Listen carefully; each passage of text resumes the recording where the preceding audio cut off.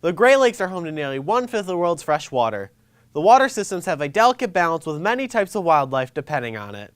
Water levels have dropped up to 5 feet at a time. These fluctuations can put the ecosystem at risk. Ron Plain, an environmental policymaker, deals with these issues on a daily basis. From our perspective, from a First Nations perspective, we're unable to eat the traditional foods that we count on for sustenance.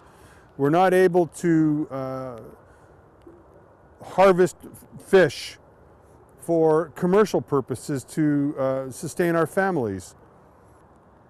It removes the ability for you to take your children out just recreational fishing on the waters. It impacts us in so many different ways.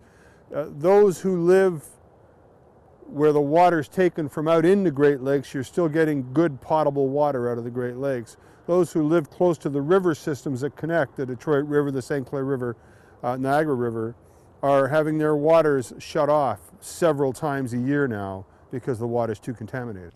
John is a student who lives along Lake St. Clair, where low water levels are a big problem.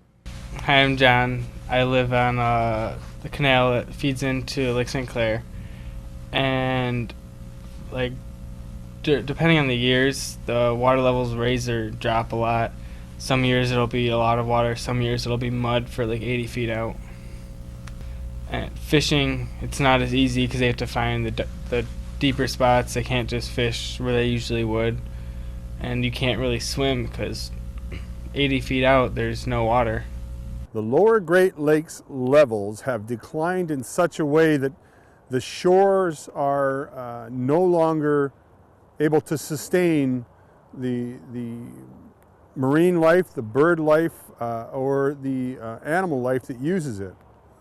And the example I would give would be what happened yesterday. A friend of mine who lives on Lake Erie sent me a picture of their dock, and the water is now 20 feet beyond their dock. But the ground leading out to the water is still very wet, so when you try to walk on it, you're sinking knee deep, which we know. But when you try to get the deer to go out to the water to get a drink, they're sinking in it and getting stuck in the mud.